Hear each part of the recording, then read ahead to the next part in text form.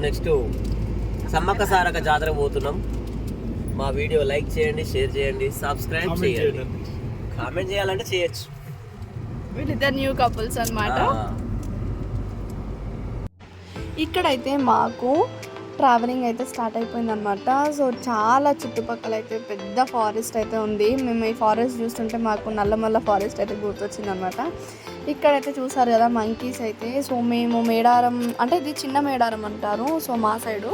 So అక్కడికి వెళ్ళే ముందు ఇక్కడ మంకీస్ అయితే ఇక్కడ అన్నీ గ్యాదర్ అయ్యి ఉన్నాయి.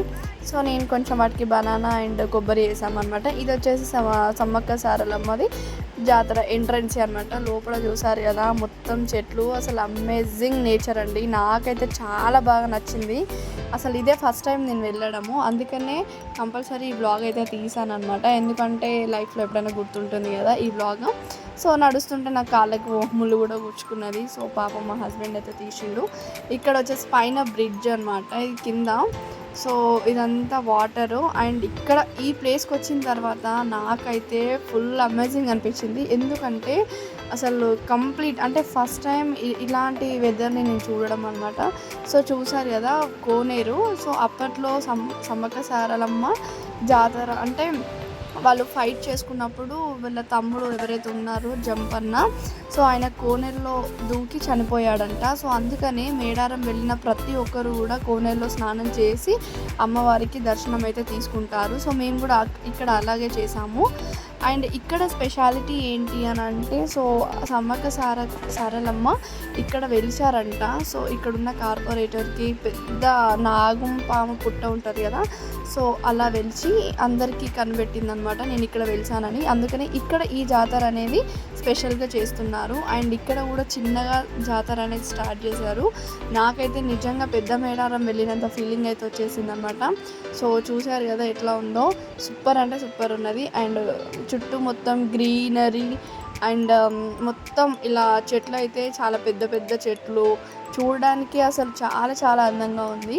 సో అందుకని చెప్పేసి కొత్తగా మ్యారేజ్ అయింది కాబట్టి మా చెల్లికి, సో వాళ్ళని తీసుకొని వెళ్ళాము. ఇక్కడికి వచ్చేసరికి ఇది సమ్మక్క గద్దె అంటారు.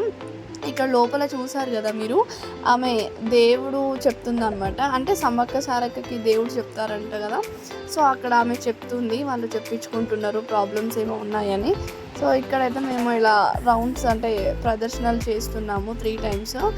అండ్ సూపర్ అంటే సూపర్ ఉందండి. ఇక్కడ మీరు కూడా ఒక్కసారి వెళ్ళండి. వరంగల్ సైడ్లో నర్సంపేట వెళ్ళే రూట్లో అండ్ మహబూబాద్కి వెళ్ళే రూట్లో ఉంటుంది ఇది చిన్న మేడారం అని. చాలా చాలా ఫేమస్ ఇక్కడ.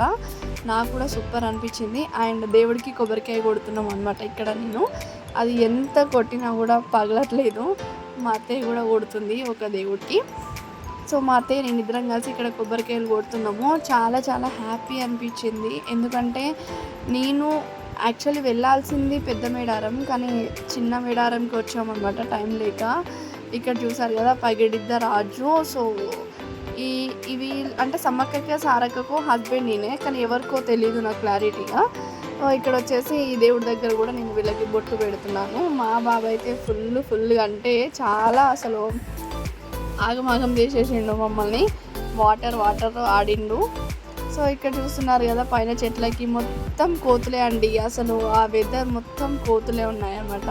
సో ఇక్కడ వచ్చేసి సారలమ్మకి వచ్చిన తర్వాత మేము ఇక్కడ పసుపు కుంకుమ వేస్తారు కదా. సో ఇక్కడ మెయిన్ సమ్మక్క సారక్క దగ్గర మెయిన్ ఏంటి అంటే పసుపు కుంకుమ వేస్తారు.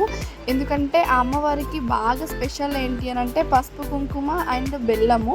సో బెల్లంని ఇక్కడ బంగారం అని పిలుస్తారు. అంటే ఏ మేడారం జాతరలో స్పెషల్గా పిలిచేది బంగారం అంటారు.